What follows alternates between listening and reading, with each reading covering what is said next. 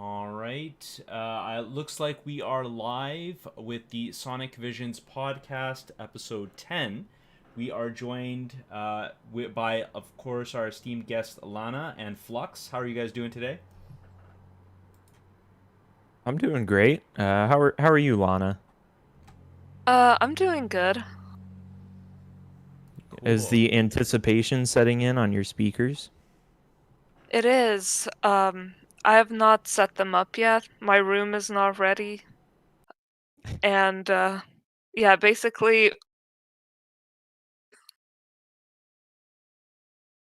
they took a month to ship out and I was anticipating another month, so I kind of procrastinated.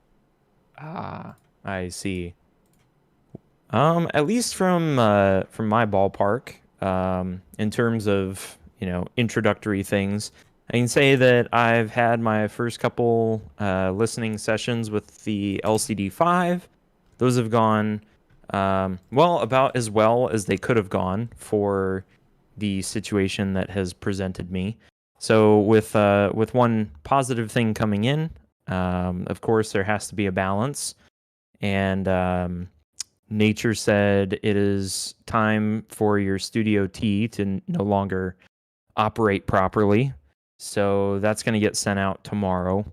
Um, so unfortunately, the amp that I was planning on using with the LCD5, it's no longer um, able to perform the duty of amplifying the headphones. So that's going to go out. And since then, I've been checking it out on the Bryston and another Eddy Current amp, the Balancing Act. So that's that's my 2 cents on what's happened in the last week. How about you, Smod?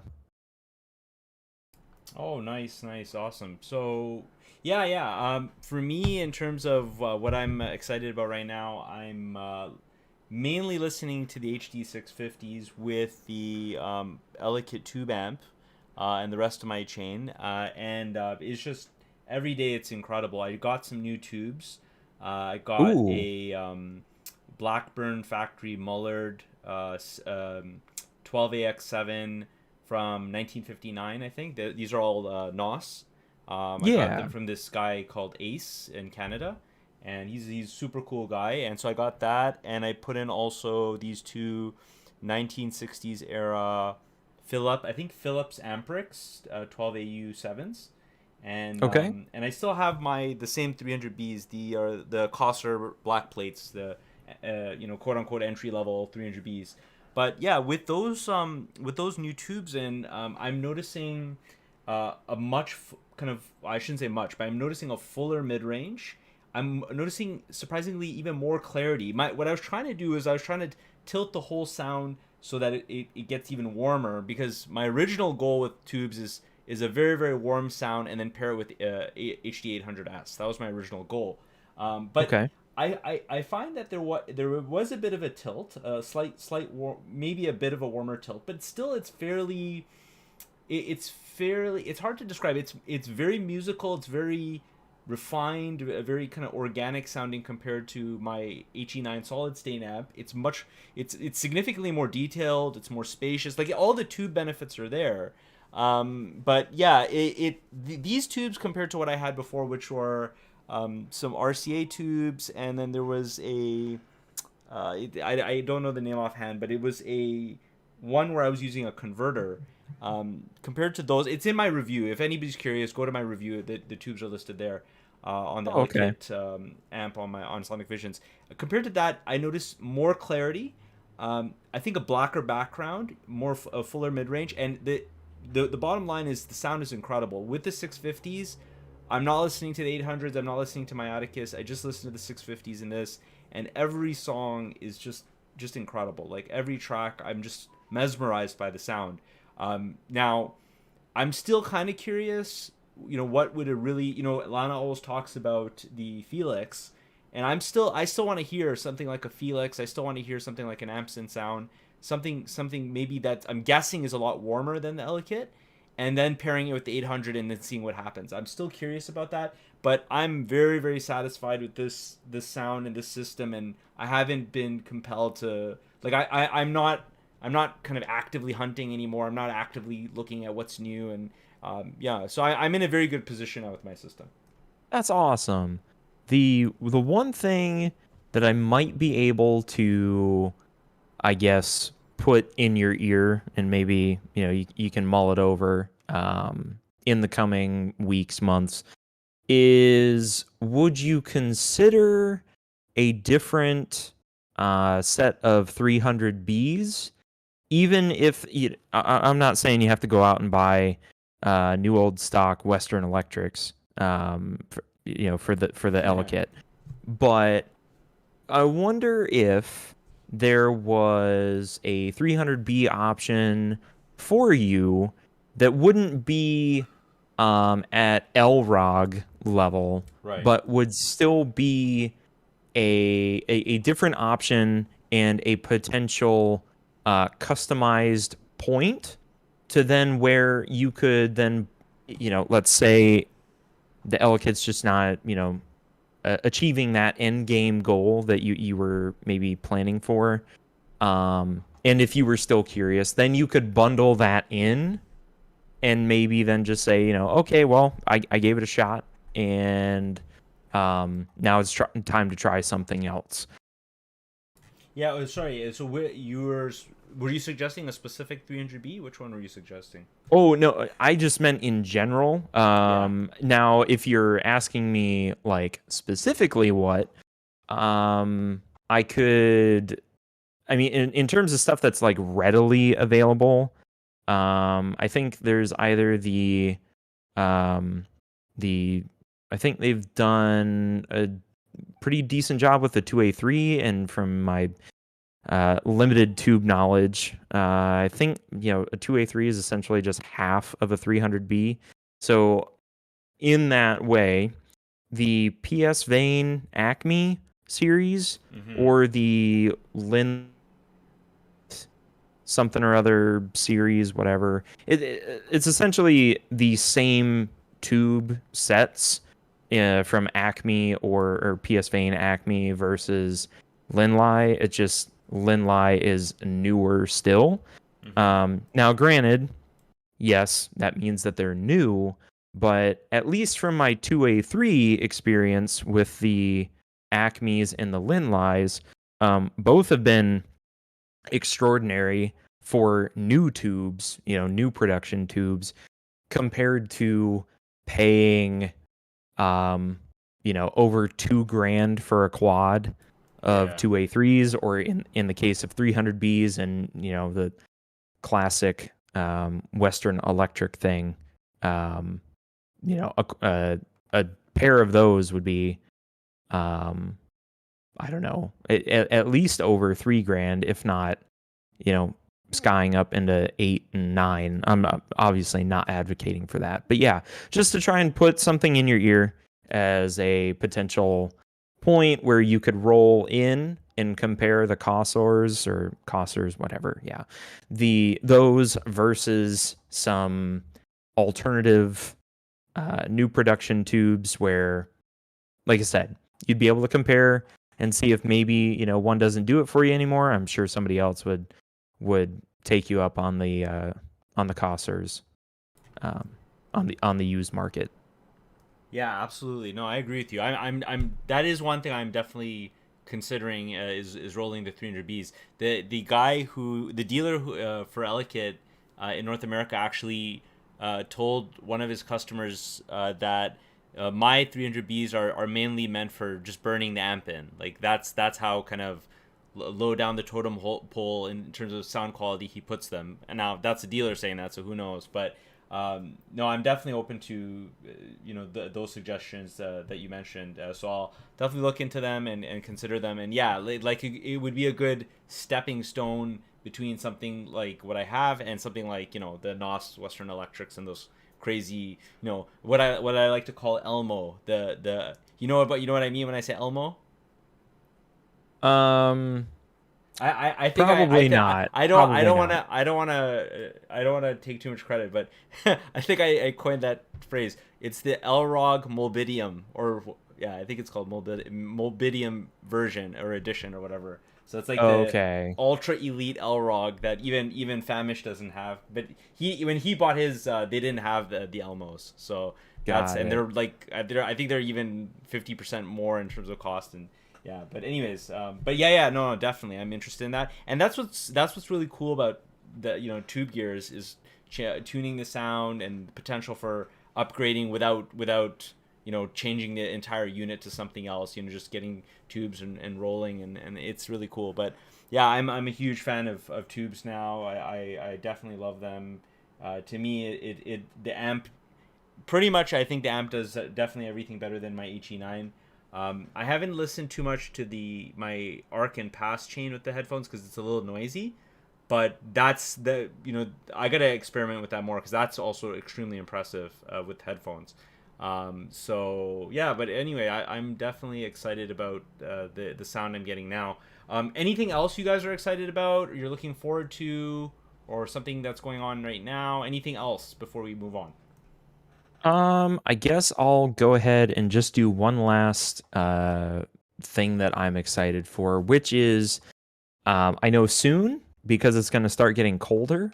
That means I can, for one, start running tube amps more, and because of that, I am looking forward to this pair of open baffle speakers that I got, and I plan on running them off of a tube amp. And in the summer, doesn't really work out too well, considering where it is relative to the air conditioning. So, yeah, I'm excited for that. Awesome. And Lana, anything else that comes to mind?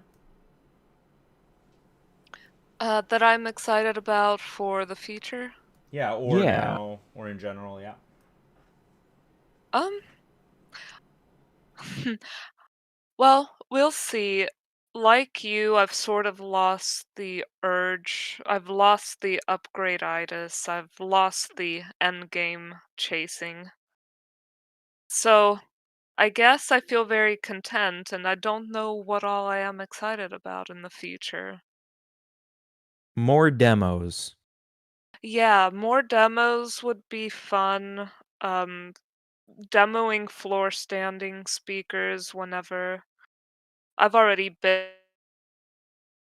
Um, yeah, I'm excited about going back to my showroom and doing a sort of focal versus clip show off because I ended up loving Okay. both of them. What about Euphoria? Are you still thinking about that? I am. Yeah, I had a Felix Espressivo, which people, well, specifically Kevin at Upscale Audio calls a baby Euphoria. And I absolutely love that thing. I sold it. I don't know what a Euphoria sounds like. I just know that it's a similar sound to the one that I had. I feel as though the Elise and the Echo are so the Espressivo and the Euphoria were, um, I think, based on what I read, not as warm. I really liked it. Euphoria. I currently just don't have uh like 2.5 or 3.5 grand laying around. Sure. Right. Cause if I go for it, I'd probably go for anniversary. Yeah, Right. might as well go all out.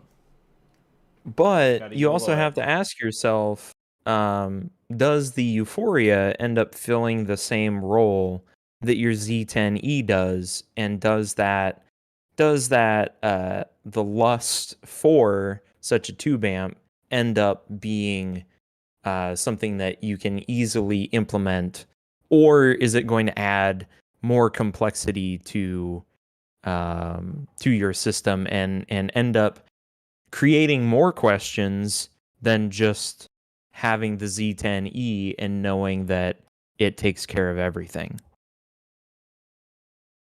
Actually, I love this question because I get asked why I need another tube amp, and finally I get to address it.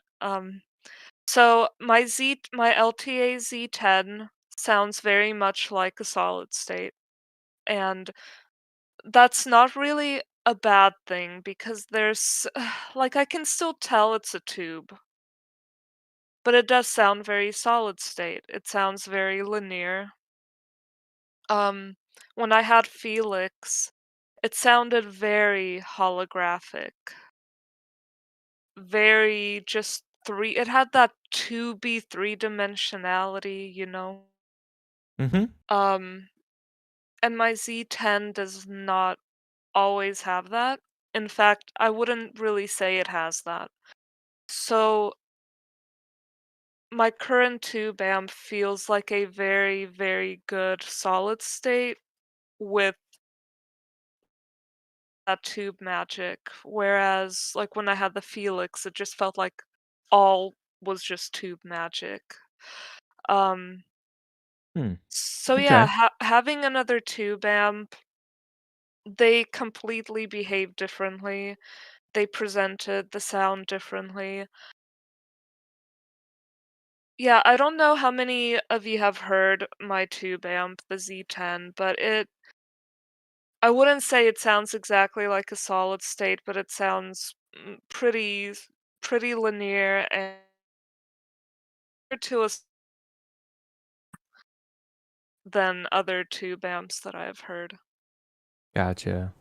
I guess as a closing thought before we get into more of the focused topics, I did have a chance to try the Z10 at Can Jam in SoCal, and unfortunately, for some of the other things that were available um, at the same table, the only thing I was able to hook up to it was the Odyssey Carbon. Mhm. So it is through that lens that I then say I can't comment on it because it was only through the lens of the carbon, and because there's more variables than just one, I'll go ahead and pass. Fair enough. Yeah, yeah, that's it's interesting to me, Lana, because I don't feel that the Elekit sounds like solid state, but I feel like there's definitely more tube amps that I haven't heard, and so I kind of feel in a way like you that I do want. I mean, the difference is you've actually heard it. I haven't heard like something like a Felix or Amson Sound or whatever it is. And a lot of people were saying DNA is like that too. DNA has that wetter, like more organic 3D kind of sound. So Mhm. that's something I'm interested in. Did you ever think about just to kind of bide your time to get the Espressivo again, the same amp again? Did you ever think about that, or what were your thoughts on that? I could, I suppose there's nothing stopping me. It's discontinued. Um, but I guess if I wanted something warmer, they have the Echo Mark II, Right, which basically they're shaped the same. They're in the same price category. It would right, give me that warmer sound that I want because sometimes I felt my Felix was a bit cold. I never tried tube rolling it though. I sold it for well, I bought Bricasti and other things, so I purged so much. Then as I purged things, I realized, oh wow, I really miss some of the things that I sold. I want them back. Yeah, it's a something that I've dealt with quite a bit as of late. Is ending up returning to things that previously I had my time with and I sold, and now fast forward to today, and now like there's a utopia that's on the way. I used to own it. I had a very different gear makeup back then. now, now it's going to be on my doorstep. The same thing can be said for one of the DACs that I really like, the Dangerous Music Convert 2. I used to own that once before, and I held on to it for a bit. I was supposed to sell it to a particular individual, and at the time, just, things changed from when I was originally on the lookout for it to then being comfortable selling it and passing it on. Then the financial, map was totally different. And in that, I ended up selling it to somebody else and I just passed on the deal. But then upon, uh, further evaluation of what I was looking for and what was really making me enjoy a an experience with music, either sitting down or sitting down at my PC with headphones or with the 2-channel system. In both cases, I thought I really want the Convert 2 back in my system. So much so that, again, I returned to the Convert 2 again and instead started thinking about how can I build a system around the Convert 2, and then either it be with speakers or with headphones, what gear pairs well with it, and that whole rabbit hole. So I think it is okay to go back on, a previous transaction, to go back and revisit something if it truly does mesh well with you and ends up making you happy or satisfying you in the ways that it still did before, if you can openly accept maybe some of the flaws that it had that made you sell it. And if you can't, then I would just say maybe try and find another option that does the same thing. So maybe it's not from Felix, or maybe it is. Who knows? I'm speaking in Yeah, generalities here so as to not steer you in one way or the other. I'm trying yeah. to be the impartial person here. And yesterday I was reunited with my Focal Stellia. Not my Focal Stellia, but a Focal Stellia. Right. Yeah, my local hi-fi store got it in, and I put it on, and I had a moment. I had a moment where I was like, oh, it was my first high-end headphone, like my first ever. I had others. It was my first one that I really saved up for and wanted badly, and um yeah, I had a moment where I put it on and I was like, why did I sell you? Then again, I don't know if the chain mattered. I heard it on something called a Class Delta Pre. It's like a $10,000 preamplifier with the headphone uh integrated. Okay. And I was like, wow, I never heard this sound so good. And the guy came up to me and he was like, well, it better sound good. This is a $10,000 preamp. I was like, okay, never mind. But yeah, I really just enjoyed it. But I am also just filled with that fear of what if I'm getting nostalgic over it? What if I bought it again? It's if it was like 1,000, even 1,500, I wouldn't hesitate so much. But you know, I worry that sometimes I miss things that hold them for a reason. And I feel like being reunited could sort of spark that honeymoon period back up. But then I wonder, how would I feel about it a year down the line? Would I feel the same way and want to sell it again? So that fills me with hesitancy towards rekindling old flames. It's interesting. Yeah, it just shows you the importance of the chain. But yeah, good, very very good point about it. With the honeymoon period coming back potentially. That's a really good point. Um, Hmm. so okay, what about? this concept for our next topic, which is very interesting. Uh, when you buy something, you own it, you're enjoying it, and then the new thing comes out, and how you deal with that. So, classic example that's very topical is LCD4, I guess, and LCD5. You know, a lot of people have LCD4, and now the new kind of lighter, kind of, I guess, smaller brother of the LCD4 is out. You know, how does that make LCD4 owners feel? And in general, how do you deal with your gear being kind of quote unquote superseded by something else? I feel like I feel like that question was like handed over to me on a platter and said, "How do you feel about this?" Um, so, I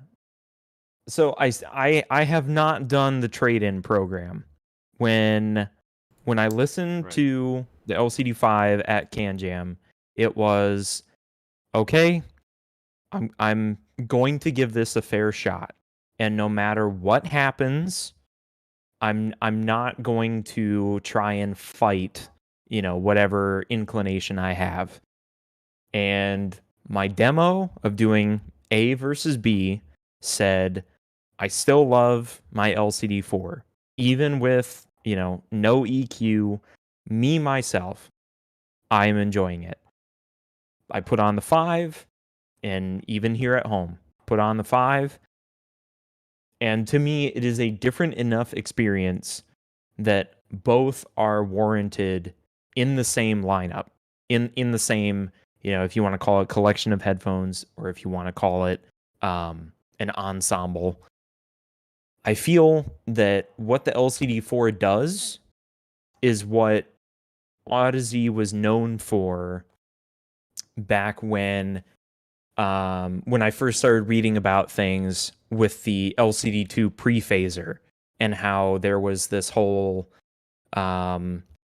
discussion that has honestly has been ongoing since the release of the LCD2C and the reviewers who then got their ears on it, where is the introduction of, specifically with Odyssey in this point, is the introduction of phasers a good or bad thing? And then you have a whole discussion about waveguides and is one more organic than the other. And in the case of the LCD4 versus the 5, like I said, I feel that both warrant a spot in what I consider to be listening tools. I like how the LCD4 synergizes with my gear and with the options that I have available.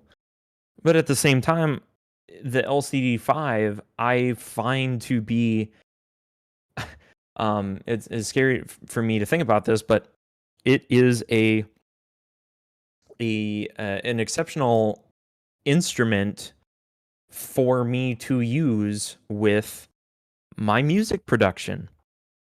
Even though I'm not in a professional studio environment, I really enjoy it for being able to provide a more enveloping stage and a more realistic immersion in whatever I'm listening to.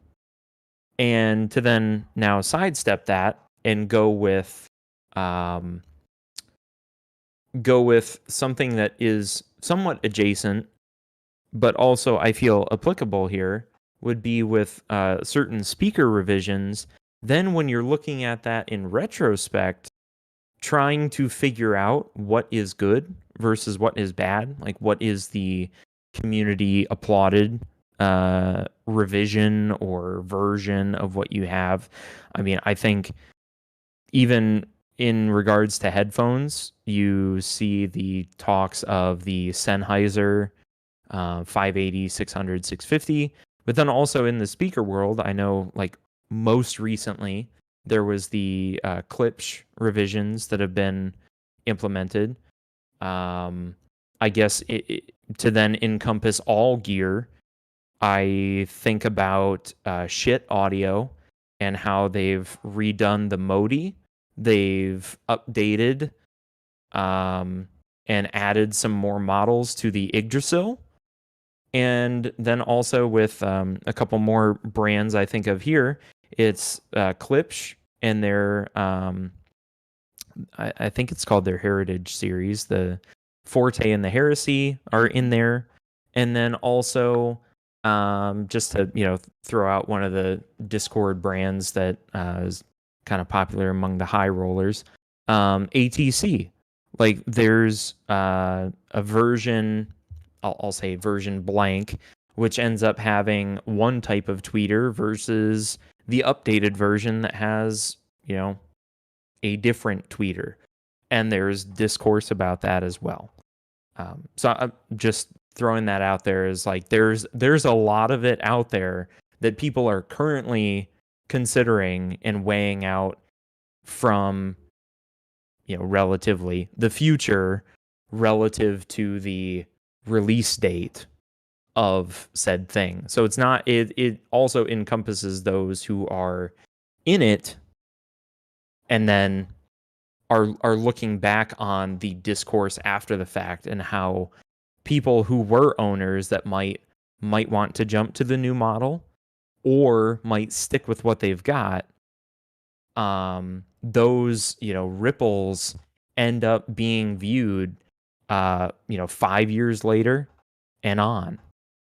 That's all I want to comment about that for now. Lana, thoughts? Yeah. Well, I think it would be dependent on how content I was with something. And I think it also is dependent on trends for a particular company. For example, with Klipsch, every Klipsch that I've heard sounded like a Klipsch.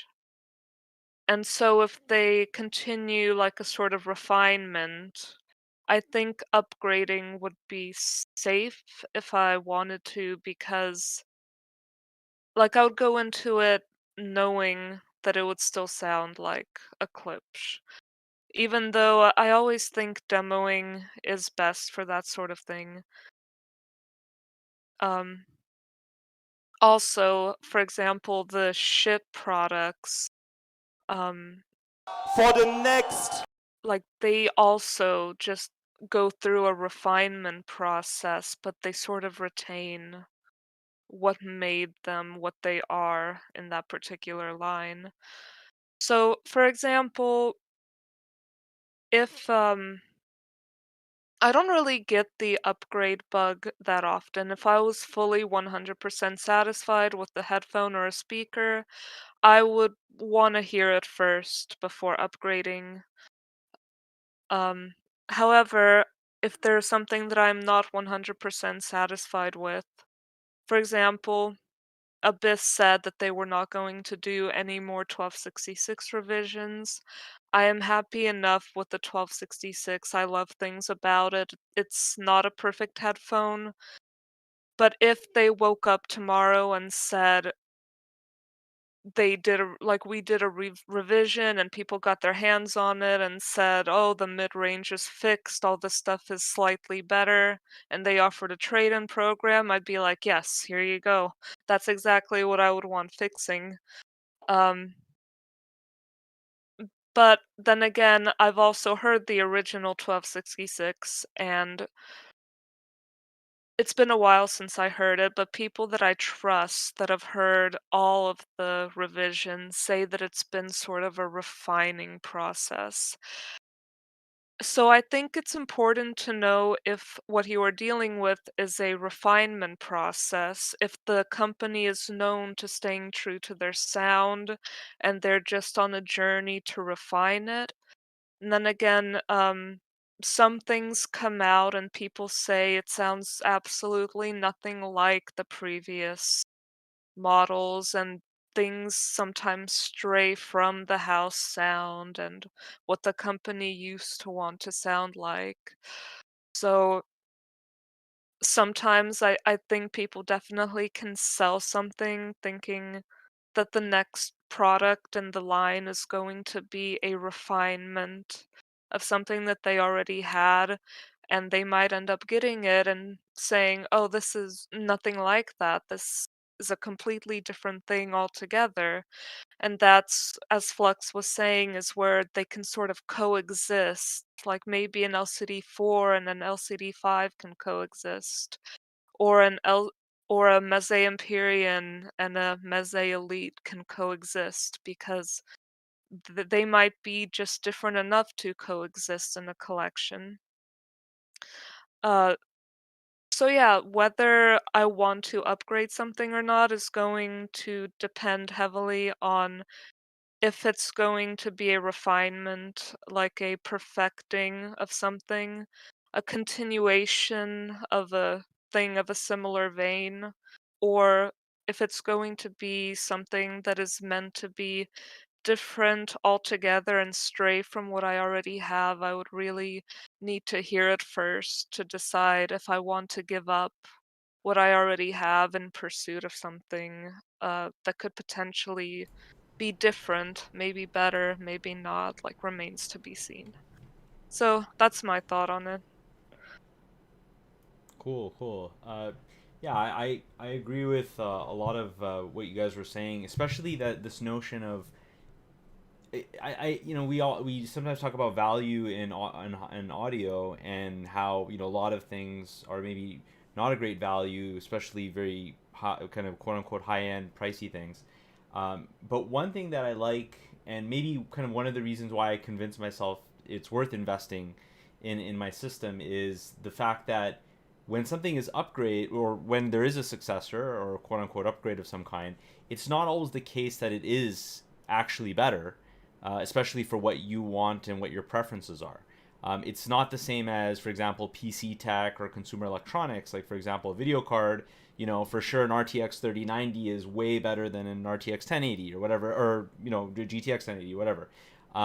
So, at that point you're measuring, one metric, frame rate, and it's obvious, and it's gone from here to here. There's a very clear metric. Whereas in audio, it's very subjective, and something that is supposed to be quote unquote better might not be better. The classic example is HE6. If you look at the OG HE6 and then you look at the SE and SEV2, it's I've not read anybody who's heard all of them, who's preferred the newest iteration over the OG. So that's one example, and I'm sure there's tons of other examples that could be pulled out. Those are kind of, I guess I guess maybe not a strict upgrade per se, but it's kind of a reimagining. But I think you get my point. Same actually another one would be the Aria, right? The Aria Stealth Edition. So the biggest Aria lover ever is obviously Josh Valor, and he actually didn't like the Stealth Edition. It didn't seem like he actually liked the Stealth Edition that much. Overall, he seemed to like the OG model better. So that's one, I think, kind of cool thing about audio, is that you're making a big investment. Sometimes, not always, obviously, but sometimes you're making a big investment. But potentially that investment will go a lot further than in other domains, such as PC technology, such as cell phones, such as VR. They just really are this for you VR guys. This company Vario just is coming out with this one called Aero, which is like, you just look at the metrics, higher resolution, this feature's better, this feature's better, objectively better in many ways. Whereas, that's not always the case with successors in audiophilia. So that's one thing that's kind of cool. Now, having said all that, one gripe I have to mention that just came to my mind is Denafrips. I gotta say it. I never said it before on the podcast. So I bought the Terminator probably 3-4 years ago, something like that, maybe 4 or 5 years ago, something like that. And Okay. at the time on the website, they wrote at the bottom. So at the time, everybody was hyping up the Yggdrasil. Everybody was saying it's so legendary, greatest stack ever. There was that torque list, and they were like, "Oh, Yggdrasil, what can beat it?" And it's like, nope. There's like a huge list of DACs where Yggdrasil beat everything. So I was like, "Oh man, I should get an Yggdrasil maybe." And then this Denafrips thing comes into the picture, and then I start reading about the Denafrips, and then they're like, it beats the Yggdrasil. Oh, I like it better than the Yggdrasil. And then there was that ranking on What's Best forum. I forgot who the guy who wrote the ranking, but he heard like MSB Select. He heard like all these crazy DACs, and he's like you know, he had percentages, and then all this stuff is gonna piss off Ruck, but whatever. And he had percentages, and he said like Terminator is like 70% or 80% of MSB Select, and the best value of like high end. And so I was like excited about it. I looked down the website. They said this is like they had the hardware porn. You saw all the caps and stuff, and that started drawing me in. And then they said at the bottom on the page, this is our, I can't remember the exact phrase, but this is our flagship DAC for the next 10 years. Like, this is it. This is our ultimate DAC for the next 10 years. They specifically wrote that. And then so I bought it, and then within and then they started releasing update cards. So they're like, oh, there's a card you can buy, it makes it better. So I'm like, oh man, whatever, $200-300. I'm like, this sucks. I mean, you can look at it two ways. You can look at it one way, saying, well, they're offering me, a better sound, and I don't have to buy a new DAC. So fair enough. If people want to say that's good, that's fine. So then I'm like, okay, let me get the upgrade card. I put it in. Yes, it was I found it more detailed, and it was better sound. I was like, yes, okay, this was cool. Then after, so probably I think 2 to maybe 3 years into my ownership, and I bought it fairly early. 3 years into my ownership, they come up with Terminator Plus, right, which is the successor. And then I I emailed Alvin, and I said that, hey man, what's going on here? You came out with a new model, but you said before that Terminator was your flagship DAC for 10 years.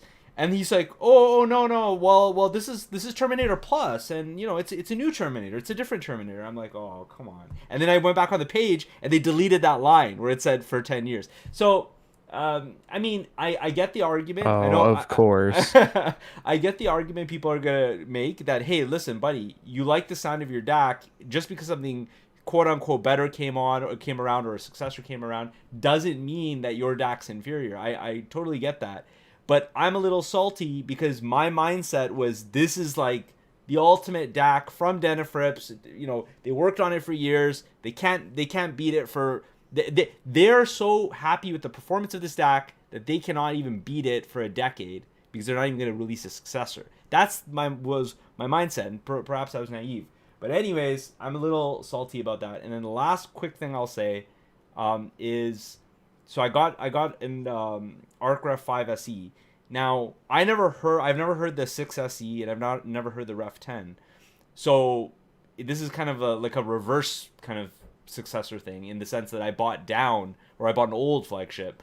But in that regard, it doesn't really bother me. Like some people say, oh, you didn't get the Ref 6, or you didn't get the Ref 6 SE, or you didn't get I don't mind, because I like the idea of an old flagship, because typically it's a pretty good value, because you can get really good deals, and the old flagships still can sound very, very good.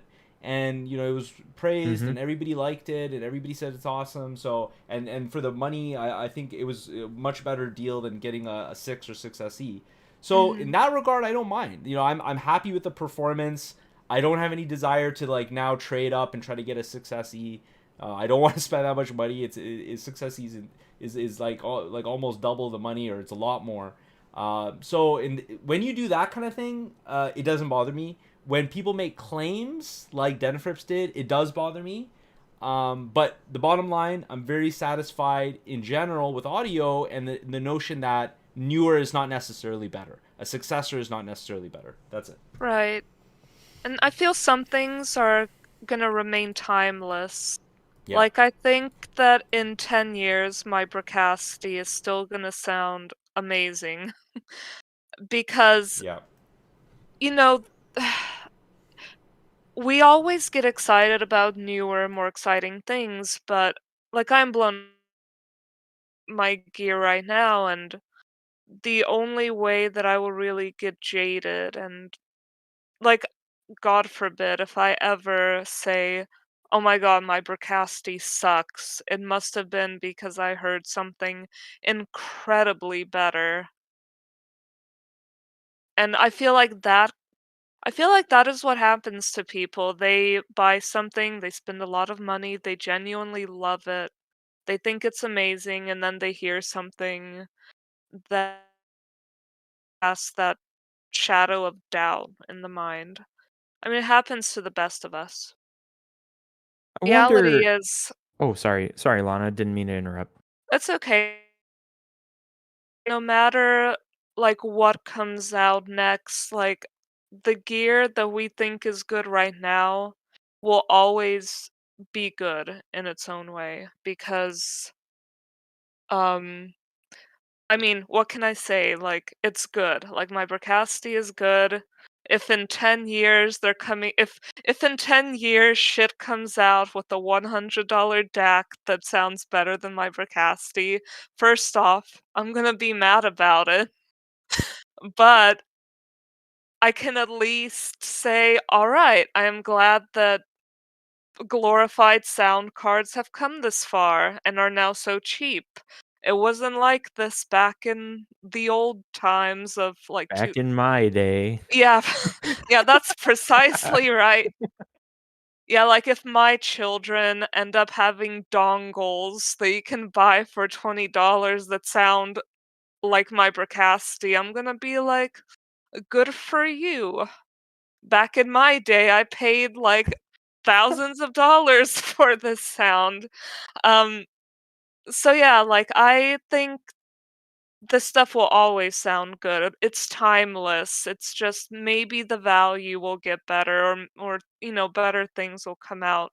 Whatever. It doesn't invalidate anything. It just sparks more curiosity and perhaps a desire to upgrade. But other than that, just enjoy what you have and don't worry about what's around the corner.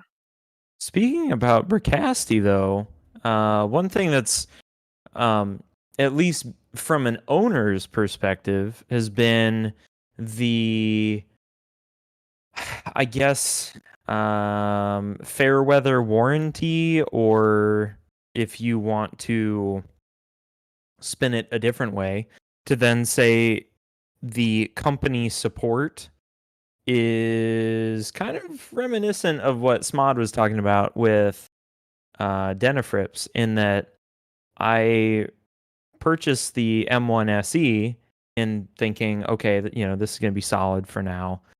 And, depending on when you decide to jump on that train, you can be in the middle of an R&D cycle for some update. Now, obviously, Smod's example was way different in that there was proof. But in terms of I have a thing, now they have an update, even in that way, where there is an upgrade and weighing out, is it really an upgrade, or am I just sending it in to like renew the warranty? Am I sending it in because I'm fearful of missing out on what others are able to experience? I'll say in the case of the Bracasti, if I get, say, the MDX board, I don't know if they're going to be able to revert back to the old board. Like, I don't think they're going to save my board unless I was some high rolling investor that told Oh them. boy. Yeah. I have So a in that story. case, When you're done, I have a story about the MDX board. oh, okay. So I guess in that sense, I feel that there's two key things here. There's when you are deciding on that initial purchase of, hopping on board the gear train, I think there should be some additional analysis from the greater community. I do not mean to target my co-hosts and co-contributors here. So to research the company and see what their history says, and if they do support their, flagship thingy, again, not in the case of Denafrips, but when I was looking at shit audio back in the day with the Yggdrasil, they made very similar claims to what Denafrips was making.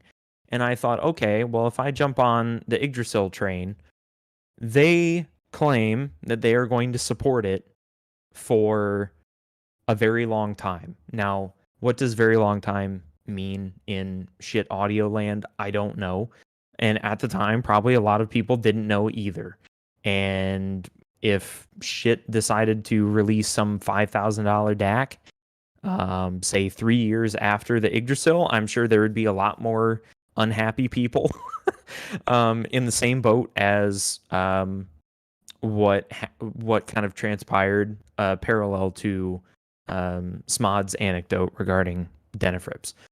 Now, on the other hand, I think one of the things that is good to consider would be if you are so lucky as to be close to a dealer or an audio shop that maybe does support the same brand, is try to be able to do your very own A/B. So, uh, you know, just to point out Lana's situation, if there's since you've got a story on the way, since there's the M3 that is available, I wonder if there is an additional update that comes out. Would you take your M3 in its current state? And if there are 2 or 3 upgrades down the lane, would you then upgrade if it is wholeheartedly better? And if you like resonate with it more, would you want to then upgrade in that AB, or would you say no, what I've liked for the last just for the sake of this example, no, what I've liked for the last 5 years, it's still going to sound the same when I go to turn on the speakers and listen to music in 5 years that it did 5 years prior?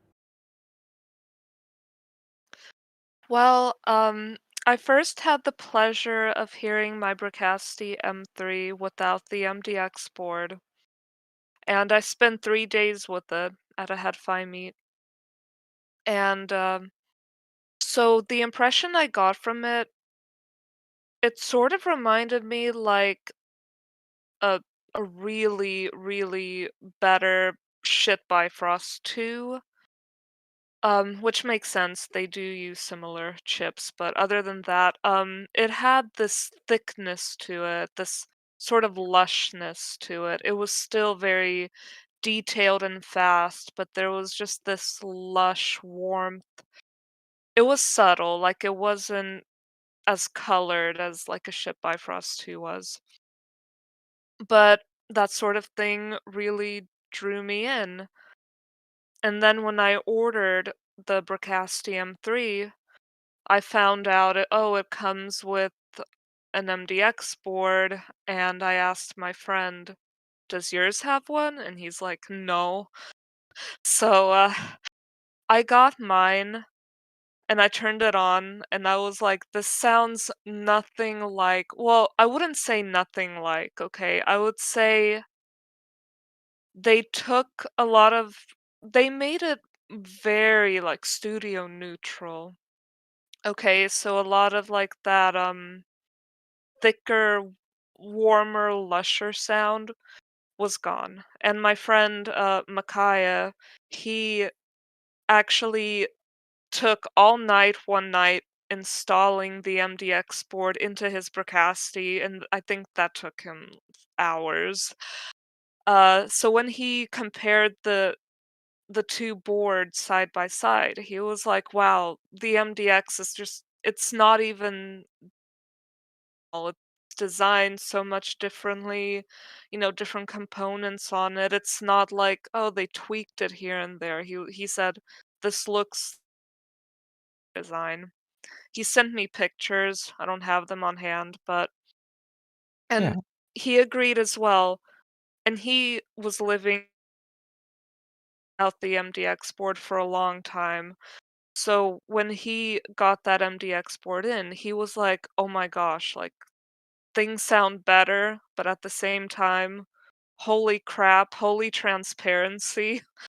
Like certain things took adjusting for the both of us because it was definitely more revealing. It was more revealing of all the components, I would say. Um like I'm not going to mention names. there was this one amp I used to own, and I paired it with the old Bricasti M3 without the MDX board, and Hmm. it sounded so lovely. Well, I bought Bricasti and it came with the MDX board. I paired it with the same amp, and I was like, "Oh my gosh, I can't listen to this." So I sold it.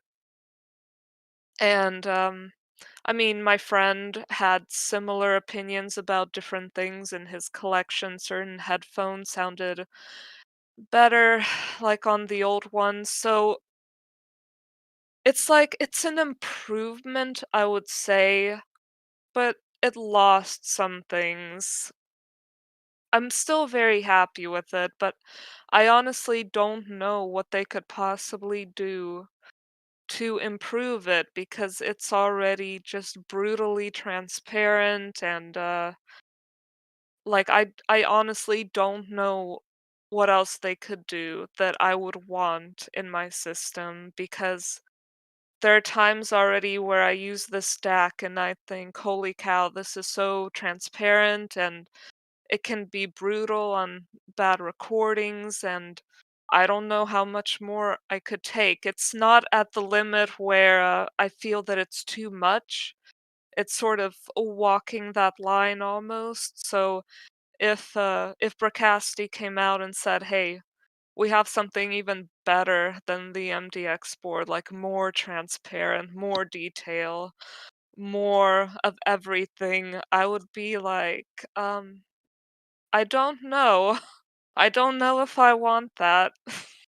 Right. And it would be something where you would then want that comparison to go down in order for you to really determine, are they just feeding me things in order to convince me, or is it truly an upgrade?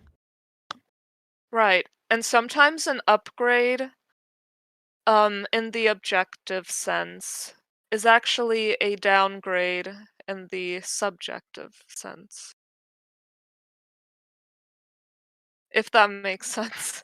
Oh yeah, yeah, Yeah. absolutely. Yeah. All right. Cool.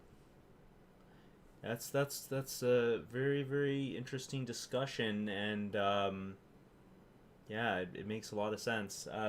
Let's move into our kind of two channel segment where we kind of discuss a lot of two channel. We did have a comment from one of the Sonic Visions members how, we're so head fi focused. What about talking about other topics? So this is kind of for that person and for everybody who loves two channel. Let's start out with room treatment. So for those of you with two channel systems, what are your experiences with room treatment? What do you feel is important? Do you have any suggestions? What have you found when you dabbled in treatment for your system?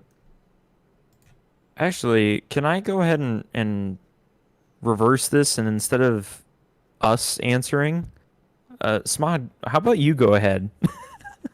No, fair, yeah, fair enough. No, I appreciate that. I mean, I'm not a two channel expert or anything like that, and my experience is fairly limited because my two channel system is in a bedroom with a bed in it and a bunch of Okay. stuff in it. I guess in some sense it's good because I have carpet everywhere. I have a bed. I have a whole bunch. Like my room is. Fami accuses me of doing too many things in one space, and he's probably right. So in that sense, it's kind of like I have natural room treatment. But yeah, I mean, my experience is that first of all, I'll say so. I have two sets of speakers. I have for my midfield, I have my Yamahas NS5K, and then for my near field at my desk, I have the ATCs, the SEM7s. And what I found with both systems, interestingly, is I don't, and I guess yeah, we were gonna talk about toe. I think it's all in one topic, toe in and that kind of thing. I don't like Yeah. towing in. I find that when I don't toe in at all and I have straight firing speakers, I get this big, expansive, immersive sound, and it feels like the sound is really enveloping me. And the penalty with the central image is very kind of is not that big in my opinion. Yeah, perhaps there might be slightly more diffuse central imaging compared to a super toe in. I've experimented with like half toe or various angles, and I've always kind of gone back to no toe and straight firing. I just always prefer that. I don't know. That's one thing I find is that big immersive sound is something that I really enjoy. Immersion is probably the most important thing when it comes for me when it comes to audio. I love being immersed into the sound, and so for people who have always listened to towed in speakers, even my Yamahas, they recommend toe. Like if you look at the manual, they say toe it in. So for people who've always done that, try to not toe it or try to tilt it out a bit and see if you like the sound. Like you might be surprised. So that's one thing I can say about room placement. But besides that, I mean, in terms of placement in the room and that kind of thing, I don't have a ton of experience. Sorry, I think I kind of jumped to placement, and I guess we can kind of meld together placement and treatment, I suppose. In terms Yeah. in terms of treatment, I mean, I have a couple Skyline diffusers, these wood ones. I can't tell you if they're. I mean, I've measured my room even before they came in. My room measures fairly flat, and with the diffusers in there, I didn't remeasure my room. I mainly kind of got them because my friend kind of pushed them on me and wanted to unload them. So I took them and I put them there. I think they're partially for decoration. Like that's why I like them. And then I don't have bass traps. I don't have my back wall is a window, but it has a bunch of blinds on it. So yeah, I'm not a good guy to talk about treatment. But Oh, it's okay. yeah. But from my understanding, I mean, definitely treatment is important. I've been in well treated rooms though. I've definitely been in well treated rooms, and they've sounded incredibly impressive. So obviously there's great value there. What do you guys think? So I feel like since I'm probably lowest on the totem pole regarding treatment experience, and also the current situation that I'm in, mine will be pretty simple in that I know it is important and I know the praises of how room treatment can improve a speaker, but nothing is going to be able to change the fact that at the moment I'm still in an apartment. So yes, Right. I can. I can put up. Okay, I'm gonna go on my wildest dreams here. I can put up, for the budget Fi Life, I can have 5 layers of 50-pound moving blankets. I can set them up along the I guess the 6-sided prism that I end up finding myself in. But at the same time, I know that doesn't look as nice as, say, hanging up some picture frames and having the or at least for functionality's sake, having the power strip that is sitting behind my TV, having that be accessible. So therefore, I don't really want to have a ton of room treatment blocking access to something that is frequently accessed. So I will also say that then in regards to speaker placement, I originally did not do any type of math regarding toe in angle, Right. distance from one thing to the other. And then I hosted a small audio meet in July, and thank goodness there were a bunch of people that helped me out with this. But a few people come to mind. You know who you are, and all of a sudden, I got the like detail retrieval, or as what I'll refer to from this point on, I got the resolution that I was looking for out of speakers, out of high-end headphones, but I ended up getting that like physical experience of being enveloped, where yes, there was a little bit of toe in, but there was also the fact that there were, just two speakers right in front of me, damn near feeling like near field, and yet it didn't feel, anywhere near as like I may be misusing this, but as claustrophobic or as contained as headphones were. And from there, then I decided to do measurements and measure the room out, find a spot where things would line up, get the TV stand and also the TV itself to be in the center of everything. And once I started checking off all those boxes as to where things should be, then I started messing with with the toe in, and I have a slight angle in the speakers now, and in my listening position, I don't feel that it is too direct, where it's so toed in and so wide that I've got like 30-degree angles at each speaker. No, it's nothing like that. But also, compared to just having things straight on, I felt that there was a significant improvement, as you mentioned, in that center image, where then it felt like if the vocalist was supposed to be mixed in the dead center, by golly, the vocalist is like right in the middle of the TV, at, I'll say what feels like somewhere in between like the tweeter and the squawker. In between that level, that's generally where the vocalists sit.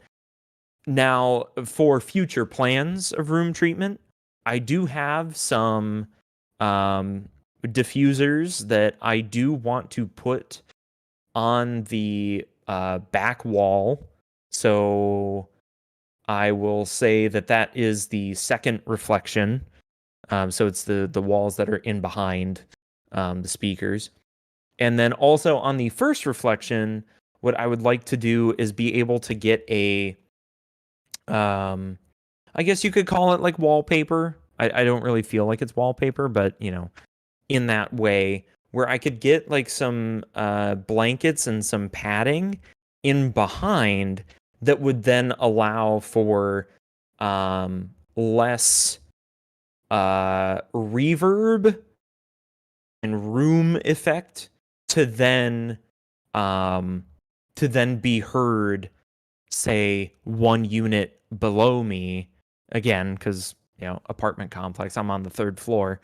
So in that, I would want to make sure that like eventually I could turn my subwoofer on, even just to fill in what my floor standers are missing, and from there be able to start measuring what's there and how to then improve it further based on measurements and less so on just what I'm hearing with my ears.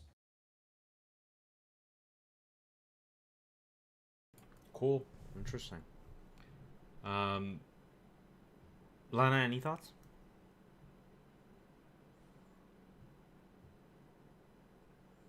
Uh-oh. Okay, maybe she's not there. So you mentioned Flux. You mentioned your subwoofer. So I mean it's a good segue. What's your thought in general on subwoofers? So okay, even though I'm in an apartment, I am a proponent of, at least for my bass experience, I don't like cranking a sub. I would rather have it, kind of tastefully fill in with whatever the speaker is. If it's a bookshelf, if it's a floor stander. I personally am more in the camp of having a subwoofer just kind of boost, say, by a few dB. I'll say 20 hertz being the cutoff, but lower is available. If it is available, go ahead. But if the subwoofer can kind of fill in like 20 to 50 hertz, again, also I guess depending on the speaker as well, then that is what I would prefer, is just to kind of have a little bit of emphasis down low. In let's say I am no longer confined to my apartment and I decide to measure then my house or newer living condition. My goal then would be to have two subwoofers, both sitting next to each channel of the floor standing speakers, and I would want to make sure that, or I guess sitting near, not necessarily next to, but make sure that I can do a set of measurements to then be able to find the best position. And yeah, I would want to do dual subs. I would definitely go sealed over ported. Me personally, I would prefer the quicker response of a sealed subwoofer. More particularly, I tend to lean towards like around about like 12-inch to, I would say probably my maximum would be about 15, just for my use case. But at least with the one that I have, I guess shout out to SVS. I have an SB 2000, and that is currently, when I know I don't have neighbors around, I will utilize the subwoofer and help fill in my ATC 40s. And when I get that going, then it's fantastic. But right now, actually, I have not run it for probably the better part of 9 months.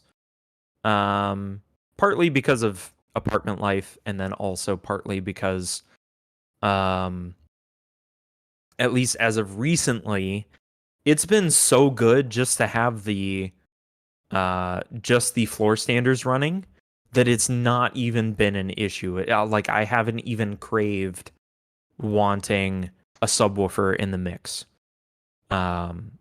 So, all encompassing with that, I have enjoyed what subwoofer I have gone with thus far, but I know that eventually I will likely want to upgrade from that SB 2000, go with something that hits lower, and likely will be able to, like in the subwoofer itself, have some DSP settings to be able to cut off at a certain range so that it does not accentuate, say, any bass peaks that are currently existing in my floor standards.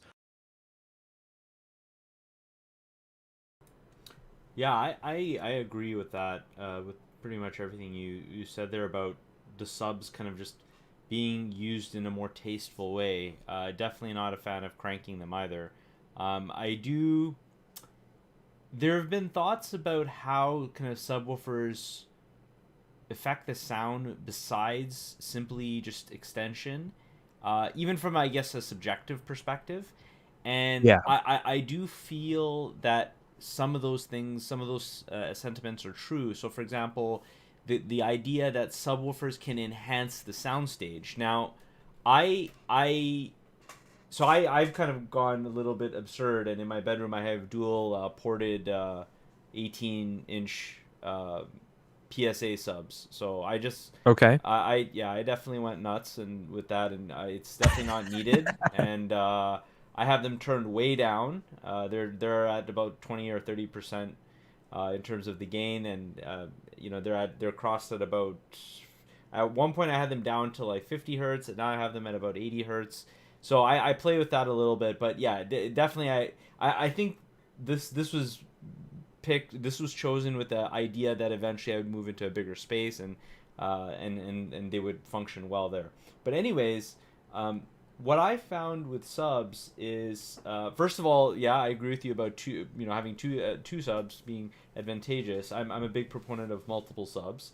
One day I'd like to hear, like a REL 6 pack, or like a audio kinesis array, or multiple subs, even more. I'd like to hear that, because the concept of a flatter kind of frequency and response in the room, I subscribe to. So I'm glad that I have two, even in my small bedroom. But what I found with the subs, and there are a lot of people on SV and in general who are anti-sub, and I have to say I really am in opposition to them and completely disagree with them. So what I found is that with subs, there is a sense that the soundstage is bigger and the sound is more expansive, and I think to some degree that might come from the emphasis of room cues and deep frequency reflections.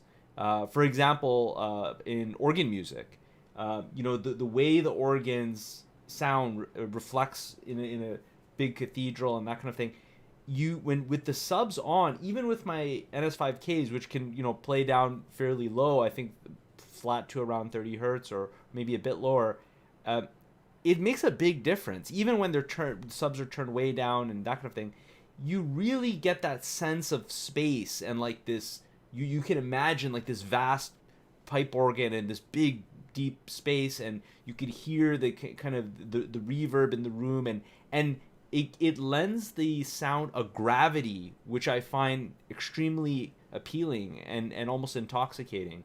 And yeah, I admit I'm a bass head, but this is not really the classic like thumping bass head type of sound that a bass head might like. This is more of a nuance that I really appreciate and I love with subs.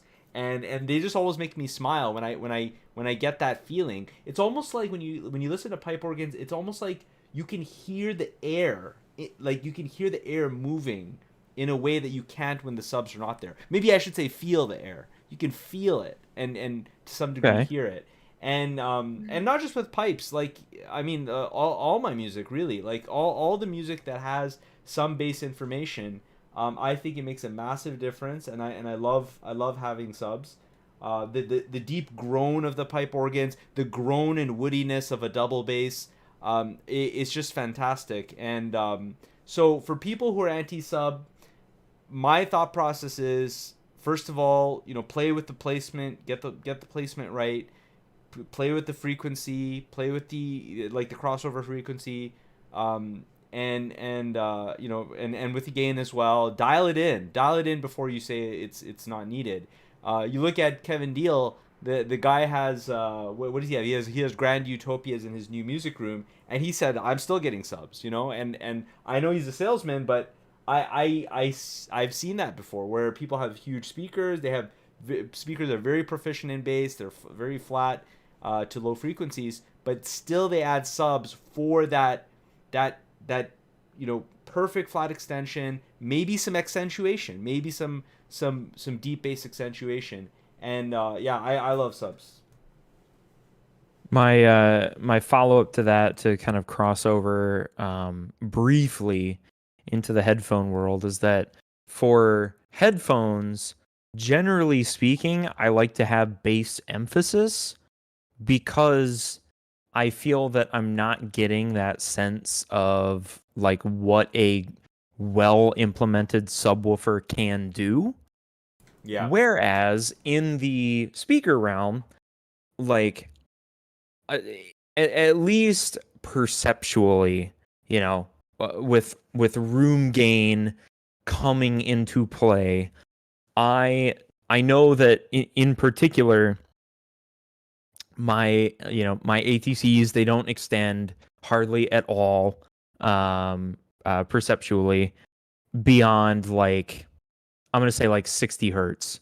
Like there's no information whatsoever. I'm sure there is, but it's so low to a point where I'm not really even enjoying this at all. However, then when we look at like incorporating a sub, no neighbors, no anything like that, I just want something that can go flat and incorporate in with the ATC such that I am then getting something that is a bit truer to a well-treated room, to a listening experience than what I'm getting with the speakers. And in that way, yeah, I also try to keep things, maybe 15, 20% sitting low enough to where, if anything, what ends up getting translated through the sub is, like you were mentioning, like organ rumble. If it's, a little bit more modern, it ends up being some effects that end up sitting around 30 hertz. So I do appreciate what a good subwoofer can do, but I also know that there are, so many newer audiophiles that want to get into speakers, but because of the, oh gosh, I hate to sound like an old person, but the world that we live in today, where there are more and more people that are living in one singular constructed uh, piece of architecture, and you have so many people that are living in that building, it is extremely difficult to have a fulfilling speaker experience and not piss off your neighbors or not piss off your even if it's your roommates. I mean, shoot, I feel like there are times with my significant other where I will be using the speakers and I know it's nowhere near that loud, yet it becomes an issue for them to be like, well, are you sure the neighbors can't hear? You haven't gone down there and checked. And yeah, I'll just leave it at that. It's becoming increasingly harder to enjoy speakers for the newcomers into the hobby that might only be in larger communal housing arrangements, or maybe they have to deal with parents, maybe they have to deal with roommates or colleagues in a close knit, tightly knit environment. Lana, did you have anything to comment on regarding subwoofers, or even some of the room placement topics that I don't think you were able to touch on? Yeah, it's storming outside, so my internet completely cut out. I Um, figured as much. yeah, so as for room treatment, what I'm going to try to do is incorporate it into practical aspects before I start like putting panels everywhere. I'm going to start with the basics. When I audition speakers, my showroom guys don't have any room treatment up. I feel like I didn't scold them, but every time I go there, I'm like, why don't you have room treatment? So I basically hear all the speakers there, and that's where I really buy from. Uh, kind of, raw without treatment. So if I like it in its kind of worst form, then it can only go up. So my plan is just very simple. Throw down a rug, put up a wall tapestry, heavy drapes, um, like art on the walls, maybe like get a diffuser, maybe bass traps that don't look hideous, and not overthink it. That's my strategy because I forget who. Someone said that room treatment planning is not fun. So yeah, even though it's important, like I agree, it's not fun. And just wanting to make it more fun by incorporating it more in, oh, I'm putting down a rug, that helps, the tapestry helps, things on the wall help. Oh, that diffuser looks really cool and doesn't look hideous. And I feel like that's a good way of making room treatment fun, perhaps. Nice. That's really cool. Yeah, I look forward to your impressions of your treated room and the experiences from that. That would be cool. Mm, And the last thing I want to say is for those who know that channel or who don't know that channel, Acoustic Fields, there's a really amazing room on that channel called Hugh's Room, Hugh, comma S, and an insanely overbuilt room. It's like has massive, it's very tall, wide, deep. He built like a 500-pound wooden like kind of door, and there's like diffusers everywhere, and it was done all under the direction of I think uh, Dennis Foley, yeah, is his name, who's like a treatment guru. So check out that video just to see that room, because it's just incredible how much work went into it. Of course, we can't hear it. There's no sound demo or whatever, but just seeing the build out is nuts. Okay, so I think that will do it for this episode. It was a little bit of a different episode, more intimate, less people, but I liked it. I really enjoyed it. It was more kind of personal, I felt, and I really liked it. Any closing thoughts, guys? I am going to be very sad that I'm going to have to send off my. I'm going to bring this back to headphones a little bit, but also speakers as well. Bam. But at the same time, then when it comes back, I'll have had enough time to assemble my open baffle speakers together.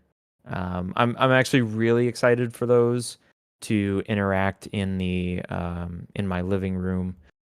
And also, I mean, honestly, I'm just excited for future episodes to see what will be talked about, and also to get Lana's impressions of the Heresy Fours, how they interact in her room, and where she decides to go with room treatment. I'm really excited for that because I feel like her and I are kind of on the same level of like, yes, we know that room treatment is good, but like picking the absolute specifics that are best for our rooms. One are what feels mutually exclusive, and two, um, could result in totally different results where one thing versus another could make things sound worse because it's adding additional reflections or what have you, or it's creating resonances. Or what I'm more hopeful for is that whatever the first thing that you decide on getting, Lana, whatever that first thing is, I hope makes it even more worthwhile. So mm. those are my closing thoughts, is that I'm excited for what's on the horizon. I'm excited too. One thing that has me a bit confused though is all right, so I'm working with an 11 by 11 room, and I did a lot of research, and people in Sonic Visions told me that they couldn't get Fortes to work in a similar room. I know Famish got them to work, but I know he did a lot of modifications and he is in a similar room. And like I heard Cornwalls at my showroom, and they're in this tiny room, and they sounded like $100 Best Buy speakers. I don't know. I'm just throwing that out there. They sounded bad.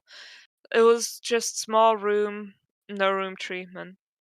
But then today I was looking through the Klipsch community forums, and I remember I typed in something like small room Klipsches and came across all these forum posts where people were saying they were in also like 11 by 11 rooms like I am in.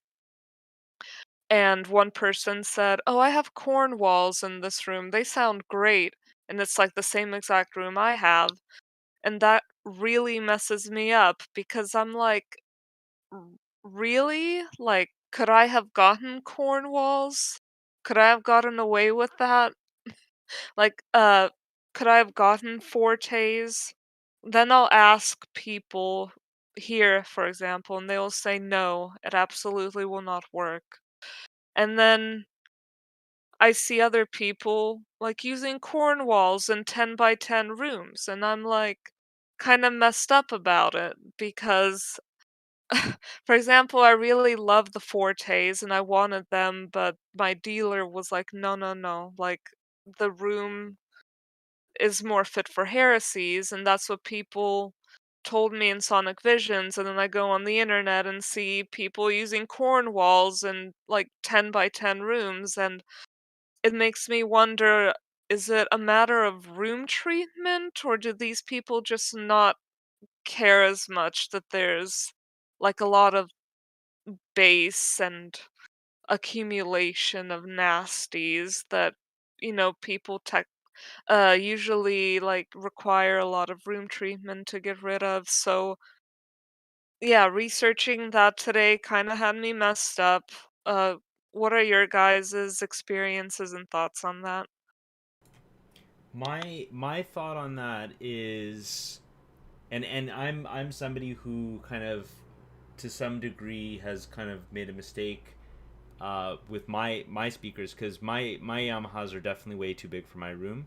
I don't know the exact science behind it, because to me, I don't know if it's just like, I've heard them in bigger spaces. I heard them at the Toronto audio show years ago, in a massive hall, and then at my dealer, who had like probably a 2-3 thousand square foot like big open space. And both times I heard them, they sounded really incredible. Like the imaging and the air and the space, and like it just sounded so much better. Like, I don't know, there's this whole concept of allowing your speaker to breathe and have room to kind of move air and that kind of thing. And in my room, they sound good. They still sound very good. But I know for sure that when I go into a bigger space, even if I don't even treat the room, even if I have very basic stuff, just maybe carpets and drapes and stuff like that, it's gonna sound much better. It'll sound more open, and the imaging will be better. And so I think that I think you probably made the right choice, in my opinion. Getting I think when you go smaller in general, for a relatively small room, you generally are safer than if you go bigger. That's not to say that bigger speakers will always sound bad, but I think that smaller is probably the right answer, for bass reasons, for probably imaging reasons, and air and all that kind of stuff. Now, there's of course people who do all sorts of things. There's Angie, at the Focal dealer here. Hmm. Of course she's a dealer, but she's a fan of putting massive speakers in the very small space. She says that, oh yeah, no, I have a customer who has like a closet. It's like a really small room, and she has Stella Utopias in there, and she's like, it's all about the near field experience. I like sitting close, and it sounds fantastic and all. But and then when I talked to Nate, who used to work there, and he left, and now he works at he works at another speaker company. He's like, no, that's not the case at all. He has tons of experience. He's a really smart guy. He said that definitely you got to match the speaker to the room. You don't want to have massive floor standers in a relatively confined space. Dennis Foley says the same thing on acoustic fields. Like, he says that you definitely want to generally match the size of the speaker, and the woofers and that kind of thing to the room. But yeah, Flux, any thoughts on that? So, me in particular, I tend to sit more in the You have to tailor the room, or you have to tailor the potential speaker buy to whatever room that you are in. And if you are going to be in a near field setting, it's probably going to be better to go with some bookshelves. And if you are in a larger room, obviously sit with some floor standers. So I'm not really bringing anything new to the table there in particular. However, I do feel like my particular speakers for the usable space that is there are probably a little bit too big for the area that they occupy. But my thought when I got the speakers was to then be able to transfer them into a room that is a little bit larger. So at the moment, they're a little bit too big, but I like what they offer. Now, that being said, the open baffles, I know they'll be fine in my in my living room area, and I know that the previous speakers I had, the Yamos, those would have been fine in the same spots that my ATCs are in. It's just one, my significant other likes the ATCs more, and two, it seems like because the Yamos are ported, they end up extending lower and actually causing more, as I mentioned before, apartment base issues. So I feel like I'm at a good spot right now with the gear and living situation that I'm in, that I'm not experiencing too much of a situation where the speakers are too large for the space that they occupy, and also that I didn't go too small where I'm putting, let's say, a pair of bookshelves with like a 4-inch woofer. I'm not putting him in a 20 by 20 cathedral ceiling room. So in that sense, I feel like I've landed on a good spot for now, but I do generally try and take that into consideration. But I don't really have a hard science as to how I determine that.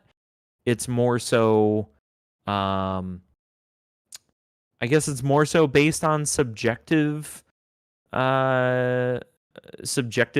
opinions from the community that indicate if something is better for a where you can turn it up louder, where you can have louder SPLs at the driver, and then not have issues elsewhere, so neighbors in an apartment complex. I feel that in that way, I've kind of made a misstep with the ATCs, where they are a speaker that benefits from being played at louder sound pressure levels. But at the moment, I am, volume limited in that way. So I suppose in absolute terms, I've kind of made a misstep in that way, but I've also been able to learn along the way, and I know I will eventually get to that point. I'll say in the next 5 years easily. I will eventually get to the point where I am in a bigger room. I will be in a space that I can work with room treatment. I am in a space where then I will be able to integrate subs, and also, be able to play with the speakers in a more 3-dimensional space instead of where it feels like right now, where it's a bit 2-dimensional and they can only kind of sit along this particular line, albeit, it's still 3D, but where I can play with them a little bit more. So I guess in that sense, for closing thoughts, I am I guess fitting that I am so excited for the future, albeit in this case it's with my speakers and where they will eventually ascend to. All right, awesome. Yeah, and that's a really good point about the being volume limited, and I think that might be part of what I was kind of thinking about, and that makes a lot of sense because yeah, the ATCs like to be played a bit louder. Same with the Yamahas. That's when they shine, is when you turn them up. When they're a bit quiet, then they kind of tend to collapse a little in the sound stage and things like that. But when you turn them up, then that's when they really shine. So having a big space affords that ability to turn them up. So that's a really good point. Last thing I just Yeah. want to quickly mention is Connor posted a video. In general, I think maybe we'll copy it to the main channel. But this is the Pursuit of Perfect system, and the YouTube channel, and that system is the one with the legendary TAD Reference One speakers and some REL subwoofers. And he talks about, apparently I didn't see the video yet, but he apparently talks about subwoofers and integrating the subs and that kind of thing. And I just want to say that those are beautiful speakers, amazing speakers, and I mean, look amazing. I've never heard them, but I'd love to hear them. They look fantastic. But yeah, so check out that video. It's Pursuit of Perfect System is the channel, and it's entitled probably the best hi-fi system in the world? Question mark TAD Esoteric Rel. So if you want to look that up. And also, really fits into our, at least your SMOD and my kind of goal when it comes to integrating a sub and making sure that it fills in, as opposed to being not to throw anybody under the bus, but where it ends up taking over the musical experience. Like Dan Clark says, we want them to vanish into the music. Yep, absolutely. All right. Okay, with that said, let's vanish away from the podcast. Thanks a lot, guys. I really appreciate it. And until next time, enjoy the music. Farewell. Enjoy. Likewise, toodaloo. Bye. Bye.